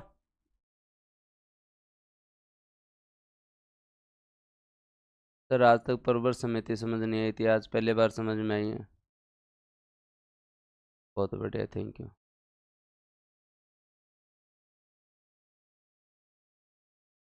और बताओ, बात करेंगे थोड़ी देर, रुक जाओ, बात करेंगे 8:52 के बाद में करेंगे। सर क्या एक ही बार में प्री और मेंस क्लियर हो सकता है? हो सकता है, क्यों नहीं हो सकता?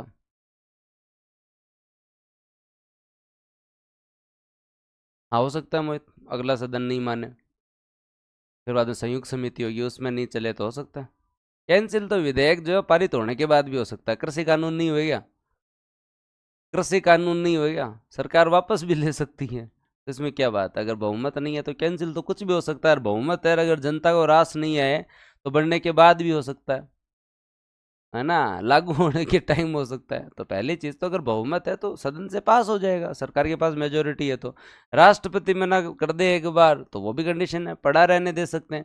और उसके साथ सामने एग्जाम्पल तुम्हारे साथ ये भी है, हाँ एक जो है वो ये भी है कि सरकार जो है वो सब कुछ कर दे, अगर जनता स्वीकार कर नहीं करे तो फिर सरकार को वापस लेना ही पड़ता है। हाँ रेणुका, ये तो मैंने बताया था राष्ट्रपति में, ये तुमने उस समय नहीं पढ़ा, बहुत गलत बात है। बताया था ना भाई सबको कि राष्ट्रपति हाँ कह सकता है, ना कह सकता है ना, राष्ट्रपति पुनर्विचार के लिए एक बार लौटा सकता है, राष्ट्रपति पड़ा रहने दे सकता है। बताया था मैंने राष्ट्रपति में, रिवीजन नहीं करते हो बेटा तुम।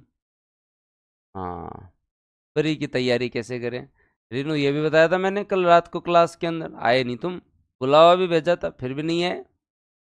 राठौड़ मैंने बता दिया 5 तारीख से स्टार्ट होगा।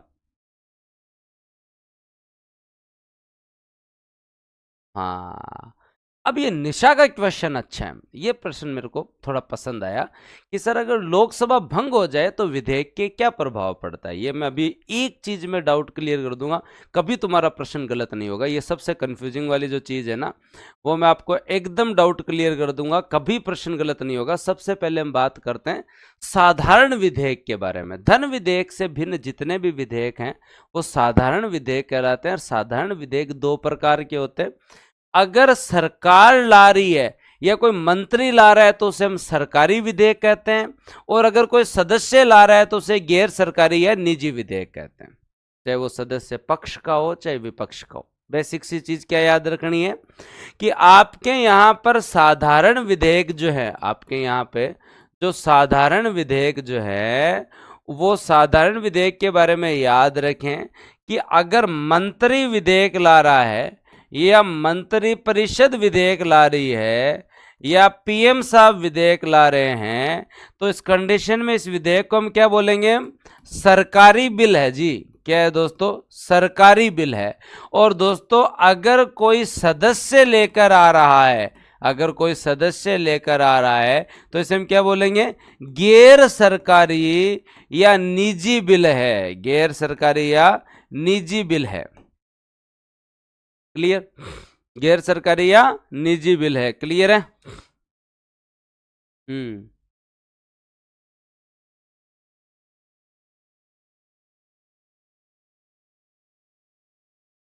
साधारण विधेयक 2 प्रकार के होते हैं, गवर्नमेंट बिल, सरकार मंत्री मंत्री परिषद लेकर आए तो वो, और अगर कोई प्राइवेट आदमी लेकर आए सदस्य, चाहे वो पक्ष का हो चाहे विपक्ष का हो, तो उसे हम क्या बोलते हैं, निजी बिल बोलते हैं। तो उसे हम क्या बोलते हैं भाई, निजी बिल बोलते हैं। सर ज्यादा क्वेश्चन पॉलिटी के आते हैं इको के, दोनों के बराबर आते हैं? क्वेश्चन का ट्रेंड कितनी बार तो बता दिया, अब तो देख देख के सब बताने लग गए। हाँ, ये जो ट्रेंड वाली मेहनत की थी, कब किससे कितना में आता है, प्री कब हुआ, फिर मेंस कब हुआ, फिर इंटरव्यू कब हुआ, कितना टाइम लगा, मैंने 6 एक महीने पहले एक वीडियो बनाया था। अब जो है चारों तरफ ये एक ही वीडियो चल रहा है। मैं कहा भाई साहब कुछ मेहनत तो करो, ऐसे क्या कर रहे हो, है ना। ये अपन ने लगभग 5-6 महीने पहले वीडियो बना लिया था कि जो है वो प्री और मेंस के बीच में कितना टाइम मिलता है, प्री मेंस इंटरव्यू के बीच में कितना टाइम मिलता है, कितने पर्सन किससे आते हैं।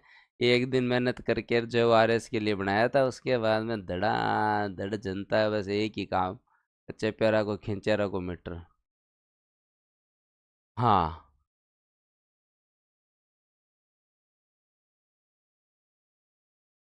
ये देख लेना, ये जो यूट्यूब पे करंट अफेयर वाला मामला चलता है ना, हाँ, जब तक मैं जो कंटेंट नहीं लेके आता तब तक शांति है एकदम।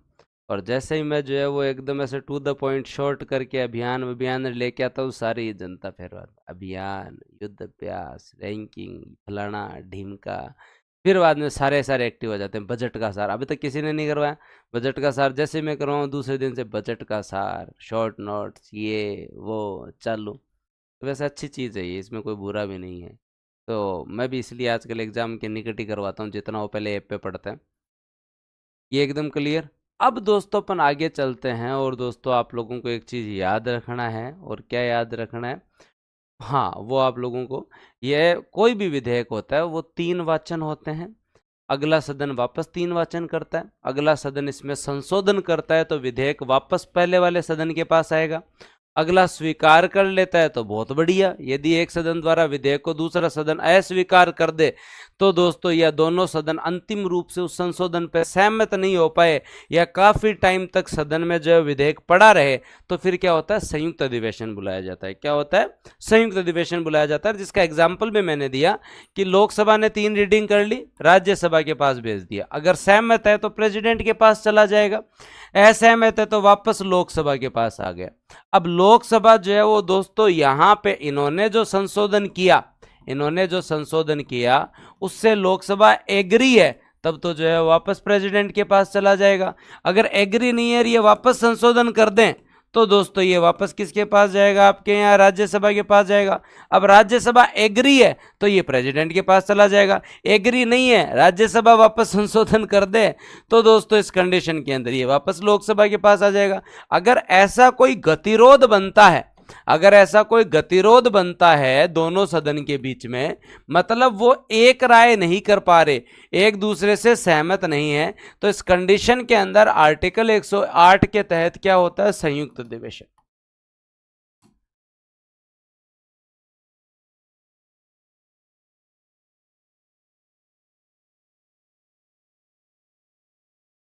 क्लियर,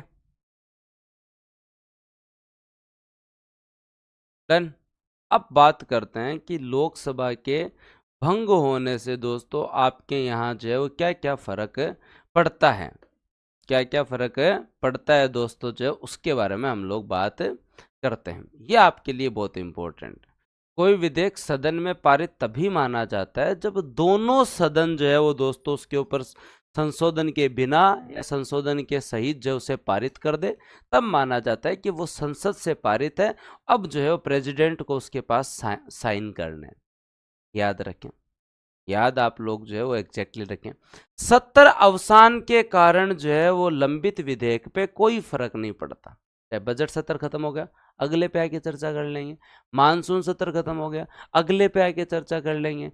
आप लोगों को जो है वो हमेशा याद रखना है, कोई भी विधेयक, दोनों याद रखें, कोई भी विधेयक जो है दोनों सदन, कोई भी विधेयक है दोनों सदन, लोकसभा राज्यसभा, या तो संशोधन रहित कोई अमेंडमेंट किया है तो ठीक है, और कोई अमेंडमेंट नहीं किया है तो चाहे संशोधन रहित हो चाहे संशोधन सहित हो, दोनों उसमें एक राय रखते हैं, दोनों से अप्रूव करते हैं, तभी वो प्रेसिडेंट के पास जाएगा। पहली चीज क्लियर। 70 अवसान का कोई फर्क नहीं पड़ता, 70 अवसान का कोई फर्क नहीं पड़ता, 70 अवसान का कोई फर्क नहीं पड़ता। बजट सत्र में लाया हुआ है, बजट सत्र खत्म हो गया, कोई खत्म थोड़ी हो जाएगा विधेयक, अगले सत्र में चर्चा कर लेंगे। हाँ, मानसून सत्र में लाए थे, उसमें थोड़ी चर्चा हुई, अगले में कर लेंगे, कभी भी लैप्स नहीं होता है। अब आपको पहले ये 5-6 लाइनें पढ़नी है, फिर बाद में मैं आपको समझाऊंगा, पहले खुद समझो। राज्यसभा में लंबित विधेयक जिसको लोकसभा में प्रस्तुत ही नहीं किया गया, उसके ऊपर लोकसभा भंग होने से कोई प्रभाव नहीं पड़ेगा। लोकसभा भंग होती है ना हर 5 साल के अंदर, फिर वापस चुनाव होते हैं। कोई विधेयक राज्यसभा में है, कोई विधेयक राज्यसभा में है, लोकसभा में गया ही नहीं, लोकसभा भंग होगी तो उस पर क्या ही फर्क पड़ेगा, राज्यसभा में पड़ा है, राज्यसभा में पड़ा है, कोई दिक्कत ही नहीं है ना। ये तो समझ में आ गई दिमाग में कि भी कोई विधेयक हम राज्यसभा में लाए, वो ही डिस्कस कर रहे हैं। राज्यसभा तो कभी भंग होती नहीं है, स्थायी सदन है। लोकसभा का इश्यू है भाई कि लोकसभा जो है वो भंग होती है 5 साल से पहले भी की जा सकती है, प्रधानमंत्री की सलाह पे राष्ट्रपति साहब पहले भी भंग कर सकते हैं। तो ये लोकसभा में गया ही नहीं, तो लोकसभा के भंग होने से कोई फर्क नहीं पड़ेगा, पहली चीज क्लियर। दूसरी कंडीशन पे आते हैं, कोई विधेयक लोकसभा ने पारित कर दिया और राज्यसभा के पास लंबित है, तो लोकसभा के भंग होने से वो समाप्त हो जाएगा, लोकसभा के भंग होने से वो समाप्त हो जाएगा। मतलब जो है वो लोकसभा में था, फिर राज्यसभा में चला गया, यहां से पारित हो गया था, इनके पास पड़ा है, अब लोकसभा खत्म हुई है तो ये विधेयक भी खत्म हो जाएगा। अरे भाई साहब ये भी खतरनाक बात है। तो दूसरी कंडीशन समझ में तो आ रही है, याद रखना है, समझ में तो आ रहा है, याद रखना है अपन लोगों को।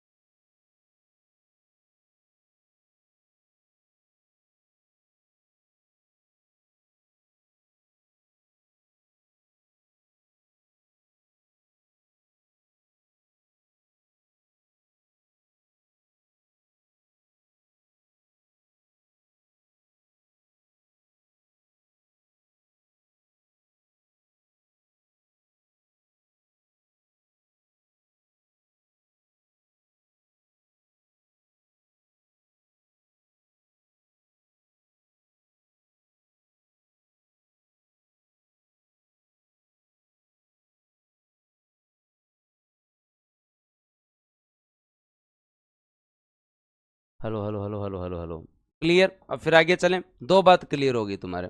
मैं लास्ट में जो है सर फोन बात मत करो, हाँ कौन करा तो ये उठा लियो यार, कोई काम इंपॉर्टेंट आ जाए ना कहीं करा। अब फिर अपन चलते हैं आपके यहाँ वापस जो है वो और ध्यान देंगे कि दो बात समझ में आई, तो वो समझ में बाद में सारी आ जाएंगी, पहले आप पढ़ते चलो मेरे साथ साथ। कोई विधेयक राज्यसभा पारित करके और फिर लोकसभा में भेज दे और लोकसभा भंग होगी तो वो विधेयक समाप्त हो जाएगा। कोई विधेयक जो है वो लोकसभा में भेज दे तो समस्या हो जाएगी। मतलब राज्यसभा में आया था, उन्होंने पारित करके लोकसभा में भेज दिया, लोकसभा में पड़ा है, अब लोकसभा भंग हो गई तो ये विधेयक समाप्त है।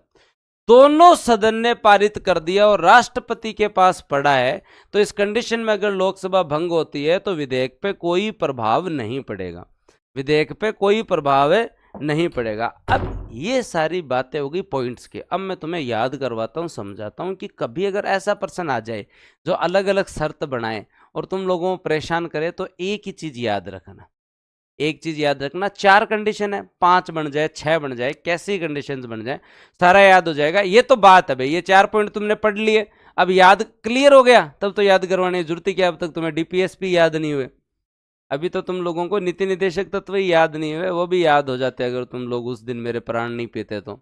आज तुम्हें जिस तरीके से और आर्टिकल याद है ना कि 79 में संसद है, फिर राज्यसभा है, फिर लोकसभा है, फिर परिसीमन आयोग है, हाँ फिर जो है वो पदावती है, फिर योग्यता है, फिर 70 है, फिर अभिभाषण है, फिर विशेष अभिभाषण है, फिर उसके बाद में दोस्तों जो है वो मंत्री महान्यायवादी जो है वो जा सकते हैं सदन में, लेकिन मंत्री जो है वो वोट वहीं देगा जिसका वो मेंबर है, महान्यायवादी वोट नहीं दे सकता।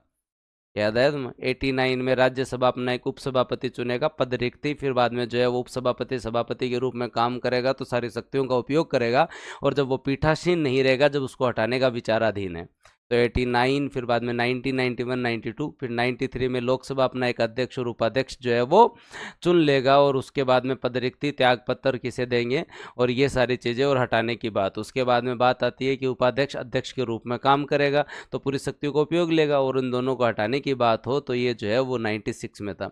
97 में फिर हम लोगों ने बात कही कि जब सारा काम हो गया है तो इनके लिए जो है थोड़े वेतन भत्ते दे दो। उसके बाद में 98 के अंदर हम लोगों ने क्या बात कही भाई, कि इनके बैठने के लिए एक सचिवालय की व्यवस्था भी कर दो। और उसके बाद में हमने जो है वो क्या बात कही, हाँ, तो सारी चीज़ें 99 में हमने ये कहा कि जो है वो सबको शपथ दिलाओ। और उसके बाद में 100 के अंदर हम आए गणपूर्ति के अंदर। 100 के अंदर हम किसके अंदर आए, गणपूर्ति के अंदर आए। तो सारी चीज़ें हम लोगों ने जो है वो एक एक चीज़ जो है वो क्लियर की। तो वो तुम लोगों का जो है वो, हाँ, या अभी तक तुम लोगों को याद नहीं हुई डीपीएसपी, किस किस को याद हो गए? तो सारे आर्टिकल मैंने याद करवाए थे, वापस से सारे आर्टिकल याद करवाऊंगा, बस डीपीएसपी याद नहीं करवाऊँ मैं। डीपीएसपी वाले दिन तुम लोगों ने बहुत मजे लिए मेरे, इसलिए मैंने याद नहीं करवाया। अब आगे चलते हैं। तो अब 107 को हम अपनी भाषा में समझते हैं ताकि कभी प्रश्न गलत नहीं हो। हम आज ये टॉपिक पढ़ रहे हैं कि लोकसभा के भंग होने से, लोकसभा के भंग होने से जो कौन कौन ऐसा विद्यार्थी है जो पॉलिटी पढ़ते समय सारी टेंशन भूल जाता है, उसे मतलब पिछले 1 घंटे में याद ही नहीं है कि तुम्हारा प्री का पेपर भी, प्री की नोटिफिकेशन भी आ गया, सीईटी के बाद में तुम्हें प्री भी देना है। कौन कौन सा ऐसा विद्यार्थी है जो पॉलिटी पढ़ते समय जो है वो अपने जीवन की सारी टेंशन भूल जाता है कि रात को रिप्लाई मिला या नहीं मिला, सुबह गुड मॉर्निंग हुई या नहीं हुई, भूल जाते हो ना? हाँ, पेपर कब है, मेरे साथ भी यही है। जब मैं भी तुम लोगों को जब पॉलिटी पढ़ाता हूँ तब मैं भी सारी चीज़ भूल जाता हूँ, और पॉलिटी में मज़ा आता है और साथ साथ में याद भी होता है। तो आप जितना ज़्यादा पढ़ेंगे आप टेंशन फ्री रहेंगे, इससे मेरा और पॉलिटी का मतलब नहीं है। हाँ, मैंने तुम्हें वापस याद इसलिए दिलाया कि थोड़ा थोड़ा तुम लोग जो है वो, एक लेवल होता है स्ट्रेस का जिसे हम यू स्ट्रेस बोलते हैं, मतलब स्ट्रेस का वो लेवल जो आपके मोटिवेशन के लिए ज़रूरी है, इसलिए मैंने याद करवाया कि तुम्हारे वैकेंसी आ गई है। हाँ, तो और ये हमेशा याद रखें, अगर आप जितना ज़्यादा पढ़ेंगे आप टेंशन फ्री रहेंगे, बस पढ़ने में मन लगा लो। लोकसभा भंग होने से क्या प्रभाव पड़ता है, होने से प्रभाव पड़ता है। अब हम एक एक शर्त पे चलते हैं। पहली बात, अगर कोई चीज लोकसभा में आई है, कोई प्रस्ताव लोकसभा में है, मान लो प्रस्ताव है या कोई विधेयक आया ही लोकसभा में, अब तुम खुद बताओगे, मैं नहीं बता रहा, कोई विधेयक लोकसभा में आया है तो बताओ ये भंग होने से खत्म हो जाएगा क्या? कोई विधेयक लोकसभा में आया है तो बताओ ये भंग होने से खत्म हो जाएगा क्या? बताओ ये भंग होने से खत्म हो जाएगा क्या? जायज बात है भाई, लोकसभा में आया हुआ है, लोकसभा में ही पड़ा है, तो इसे तो खत्म होना पड़ेगा, इसे तो खत्म है होना पड़ेगा, क्योंकि नई लोकसभा में दोबारा से आएगा। मतलब लोकसभा किसी चीज को अगर टच कर देती है तो फिर बाद में उसका कोई इलाज नहीं है। दूसरी कंडीशन, अगर कोई विधेयक जो है वो राज्यसभा में आया है और राज्यसभा में ही विचाराधीन है, लोकसभा ने हाथ ही नहीं लगाया, तो बताओ क्या खत्म होगा क्या? ना साहब, खत्म नहीं होगा, आया ही नहीं लोकसभा में, लोकसभा ने टच ही नहीं किया इसे, लोकसभा ने विचार ही नहीं किया, लोकसभा ने जो टच नहीं किया तो कोई फर्क ही नहीं पड़ेगा। तो कोई विधेयक राज्यसभा में ही आया और राज्यसभा में पड़ा, कोई समस्या नहीं, कोई समस्या नहीं है। अब अगली कंडीशन बनती है, और अगली कंडीशन क्या बनती है? कोई विधेयक लोकसभा से पारित हुआ और उसके बाद राज्यसभा में चला गया, आज राज्यसभा के अंदर है, तो अब बताओ खत्म होगा क्या? हाँ, खत्म होगा क्या? होगा भाई साहब, लोकसभा टच कर दे वो विधेयक खत्म होगा, बशर्ते कि राष्ट्रपति उसे जो है वो एक बार हाथ नहीं फेर दे, राष्ट्रपति के पास चलने के बाद ही उसमें जो इम्यूनिटी आती है, खत्म होगा। मतलब हमेशा याद रखिए, लोकसभा ने अगर किसी विधेयक को टच कर दिया और अगर वो प्रोसेस में है, कहीं पे भी है, चाहे लोकसभा में चाहे राज्यसभा में, कहीं पे भी है, वो खत्म होगा। शर्त ये है कि जो है वो अगर राष्ट्रपति के पास चला गया तो वो खत्म नहीं होगा, तो यहां जो है वो खत्म होगा। लेकिन इस कंडीशन में अगर लोकसभा में ये आया था और ये राज्यसभा में भी पारित हो गया था और अगर ये प्रेसिडेंट के पास होता तो क्या ये खत्म होता क्या? ना सर, ये खत्म नहीं होता। मैंने एक एक कंडीशन के साथ तुम्हें एग्जांपल दे रहा हूं कि अगर यहां ये होता तो क्या होता। मतलब प्रेसिडेंट के पास अगर कोई चीज पहुंच गई है, राष्ट्रपति के पास कोई चीज पहुंच गई है, तो अब लोकसभा से कोई फर्क नहीं पड़ता, क्योंकि उसने प्रोसेस पूरी कंप्लीट कर ली है। अब अगली कंडीशन पे जाते हैं, और अगली कंडीशन क्या है? कोई विधेयक राज्यसभा में आया था, वहां से पारित होकर लोकसभा में आ गया, अब बताओ खत्म होगा क्या? बताओ खत्म होगा क्या? तो बताओ भाई, खत्म होगा क्या? अब तुम खुद ही बता दोगे। हाँ सर, राज्यसभा में आया था, लोकसभा के पास चला गया, लोकसभा ने टच कर दिया, मतलब पक्का खत्म होगा, पक्का जो है वो लोकसभा भंग होने से खत्म होगा। लेकिन यही विधेयक अगर जो है वो राज्यसभा में आया था, फिर लोकसभा में आया, पारित होकर अगर प्रेसिडेंट के पास आ गया, तो खत्म नहीं होगा, तो खत्म नहीं होगा। अगर आपने कभी ऐसे बना लिया तो सारी संभावनाएं खत्म है, अगला कितना भी घुमा के प्रश्न दे दे, है ना, कभी भी यही जाके अगर ऐसा क्वेश्चन आ जाए तो उसकी भाषा से कभी भी जो है वो प्रश्न गलत नहीं होना। तुम्हें समझ में आया हुआ है कि 6 ही शर्तें बनती हैं, कितनी भी डिफिकल्ट शर्त अगला बना ले, एक तो जो है वो खत्म कब होगा और एक खत्म नहीं होगा, इसका डाउट क्लियर हो जाना चाहिए। केवल लोकसभा में पक्का खत्म होगा, केवल राज्यसभा में खत्म नहीं होगा। पहली चीज क्लियर। अगर कोई विधेयक लोकसभा में है और राज्यसभा में अभी विचाराधीन है, लोकसभा भंग हो गई तो खत्म होगा, लेकिन लोकसभा का है, राज्यसभा में गया था और अब प्रेसिडेंट के पास चला गया, खत्म नहीं होगा। कोई विधेयक राज्यसभा के पास था और अब लोकसभा के पास विचाराधीन है और लोकसभा भंग होगी तो खत्म हो जाएगा। लेकिन अगर राज्यसभा के पास था, लोकसभा के पास आया, प्रेसिडेंट के पास आ गया, तो खत्म नहीं होगा। कभी जीवन में प्रश्न गलत नहीं होगा। कभी प्रश्न गलत नहीं होगा।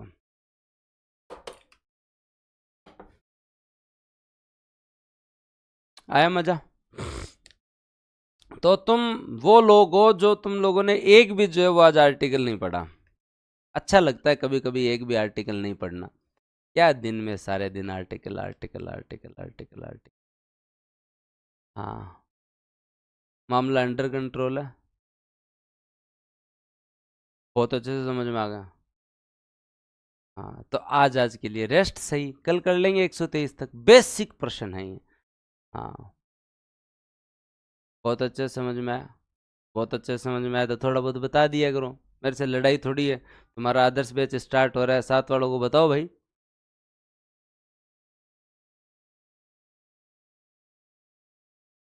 हाँ, जो क्लासेस चल रही है वो तो होंगी गौरव, और उसके साथ साथ प्री की ओर स्टार्ट हो जाएगी कल से। प्री का एग्जाम बताया दिसंबर लास्ट है, जनवरी फर्स्ट। अब आपके प्रश्न मेरे लिए थोड़ा और पढ़ा दो, नहीं अब थोड़ा ऑफिस जाना है, आज छुट्टी अप्लाई कर रहा हूँ, जहाँ 2 महीने छुट्टी लेनी है। हाँ, सारी चीज़ें होंगी आदर्श बैच में, प्री प्लस मेंस दोनों होगी। पुराने विद्यार्थी जो भी ज्वाइन करना चाहें तो उनके लिए बूस्ट 40 नाम का कोड है, अभी 10 बजे से लग जाएगा। कोई कन्फ्यूजन नहीं रहेगा, जब स्टेट पॉलिटी पढ़ेंगे तो विधानमंडल विधानसभा भी समझ में आ जाए। एज लिमिट मैंने कल बताई दी आप लोगों को 40, उसके बाद में छूट जिनको 5 वर्ष, पुरुष को, महिला को 10 वर्ष, और सामान्य महिला को 5 वर्ष। नहीं, ऐसा कुछ नहीं है नया जी, मैं मेरी तरफ से ठीक ठाक पॉलिटी पढ़ाता हूँ, मेरी पढ़ाई भी तुम्हारे पल्ले पड़ जाए, इसके लिए आपका बहुत बहुत धन्यवाद। इतनी क्लास जॉब के साथ कैसे मैनेज करें संतरा जी? छुट्टी ले लो, RS आपको बढ़ना है, दूसरे को तो बढ़ना नहीं है। हाँ, RS वालों के लिए चैनल, टेलीग्राम चैनल आज हम बनाएंगे, जो बैच में स्टूडेंट हैं उनके लिए। पूनम क्या बात हो? हाँ, अभी एक बार मेंस को स्किप कर दो, पहले प्री के ऊपर ज़्यादा ध्यान दो, मेंस मेंस वाले टाइम कर लें।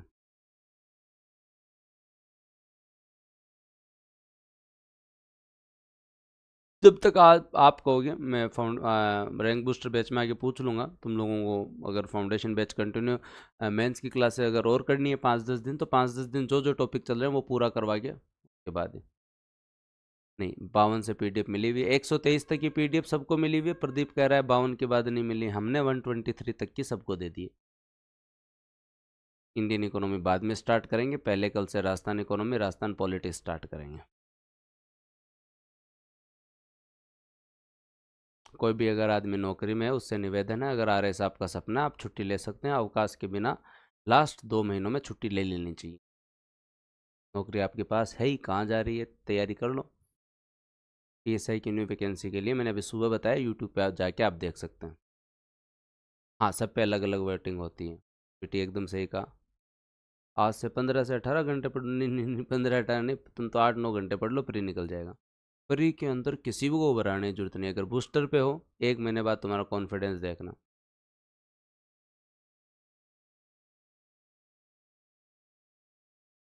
अभी करवाया ही नहीं रहना तो कैसे मिलेंगे? मेंशन है क्या सिलेबस में? हाँ धर्मपाल, इस पे ही पूरा काम चल रहा है, थोड़ा समय दें। दिल्ली पुलिस छुट्टी नहीं देती है तो मैम सुबह शाम एडजस्ट करें, तैयारी करते रहें साथ साथ। हाँ, जो सब्जेक्ट चल रहे हैं मेंस के, उनकी 15 सितंबर तक क्लास चलती रहेगी, उन्हें जो है वो अब पूरा करते रहें। साइंस में तो बिल्कुल नहीं आती तो प्रॉपर फोकस करेंगे, मेहनत करो, क्लास से वापस लगाएंगे।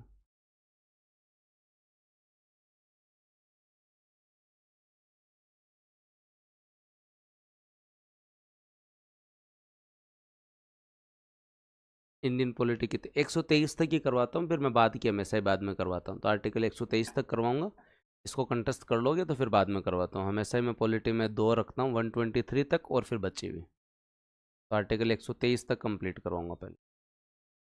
करवा देंगे शुभम, टेंशन लेने की ज़रूरत ही नहीं है। ओके, धन्यवाद, जय हिंद, राम राम। चलो जाओ, बहुत है। शाम को यूट्यूब पे 8 बजे मिलेंगे। और आज 8 बजे आपके लिए एक स्पेशल मेहमान आ रहा है, और उनसे मैं आपको मिलाऊंगा। और आरएस में टॉपर हैं वो, आपको आके आज थोड़ा प्री के बारे में बताएंगे। तो मैं तो हमेशा ही बताता हूँ, आज उनसे थोड़ा पूछ लेना। तो तुम्हारे जो भी, आज हम पहले ही बता देंगे कि क्या क्या तुम्हारे क्वेश्चंस हैं, वो तुम लोग जो है वो एक यूट्यूब की कम्युनिटी में जाके अपने क्वेश्चंस जो है वो लिख देना। तो क्योंकि आज पहला दिन है, प्री की वैकेंसी आ गई है, तुम सब लोगों की इच्छा है कि टॉपर से मिलें। मैं घर की मुर्गी दाल बराबर हूँ तुम्हारे लिए। तो नहीं, कल्पित जी, अब क्या कल्पित जी आएंगे डेली? कल्पित जी आएंगे क्या? पावड़न बुलाओ डेली। ठीक है, तो वो तो घर के ही आदमी होने तो कभी बना लेंगे। तो आज आपको जो है वो नए बैच के टॉपर से मिलाएंगे, ताकि जो है वो आप 8 बजे तैयार रहना। ठीक है। हाँ, हम तो सारे दिन बताते ही रहते हैं, तब हाँ, इस बार नए लोगों से मिलाऊंगा आपको। ओके, यूट्यूब पे 8 बजे। धन्यवाद, जय हिंद, राम राम। सारे डाउट मैंने आपके ले लिए, मैंने आपको सारी चीज़ें बता दी हैं। करंट की बुक अभी 7 महीने की सब के लिए मैंने आरएस के लेवल से बनाई है। सब के लिए जो है वो 5 तारीख से मिलनी स्टार्ट हो जाएगी। और उसके बाद में हम लोग जो है वो इको, दोनों इको की बुक आपको 15 तारीख तक मिल जाएगी। और कोई बुक इस वैकेंसी नहीं आएगी, और उसका रीज़न केवल ये है कि बच्चों ने कहा कि एक एक वैकेंसी कंटेंट यहीं रखें, इसलिए आपको पीडीएफ दी जाएगी, आप प्रिंट निकलवा लेना, कम से कम पेज की मिलेगी, एक साथ मिल जाएगी। इसलिए शिखर बैच और अर्जुन बैच वालों को फिर एक बार हमने मौका दिया है, बूस्टर 40 कोड लगाओ और आदर्श बैच में शिफ्ट हो सकते हो। अमित, ऐसी कोई बात नहीं है, आपका दिखेगा तो कभी। हाँ, रामचंद्र जी सबसे सही आदमी हैं, जो कहते रहते हैं कि सर ये बहुत डिस्टर्ब करते हैं। तो रामचंद्र जी को क्लास का मॉनिटर बनाऊंगा, कभी मैं आगे बिठाऊंगा, तभी बात बैठेगी। सोनिया, जब आपका क्या प्रश्न है? रह गया तो रह गया, अब कल देख लेंगे। 9 बजे फिर मैं और लेट हो जाऊंगा। हाँ, आज छुट्टी लेनी है और तुम लोग मेरे जो है वो आज ही लेट करोगे तो फिर समस्या हो जाएगी। पीडीएफ एक साथ वाला हम उस पर पूरा ट्राई कर रहे हैं, पर पढ़ते रहें।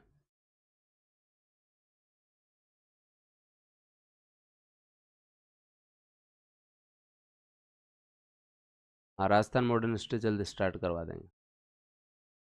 जाऊँ मैं? धन्यवाद, जय हिंद, राम राम। कौन कौन अपने साथ वालों को आदर्श बैच के बारे में आज बताएगा? हाँ, आदर्श बैच का आज परफॉर्मा बना के दे देंगे। सभी लोग जो है वो साथ वालों शेयर करना, बोलना कि आरएस के अंदर तो हमारी कोचिंग में बैच आ गया, कहीं जाने की जरूरत नहीं है। व्यक्तिगत रूप से जिम्मेदारी लेके एडमिशन करवाएं अब, है ना? तो सभी लोगों से विनम्र निवेदन है, इस दौर के अंदर तुम्हारे पास सबसे बेस्ट फैकल्टी है, तो आप लोगों का सहयोग चाहिए। ठीक है? तो अब अगर आपको कोई भी पूछे, किसी को रिकमेंड करना हो, तो व्यक्तिगत रिकमेंड करें कि बूस्टर पे जाओ और बढ़िया पढ़ाई करो। ठीक है? धन्यवाद, जय हिंद, राम राम, थैंक यू भाई।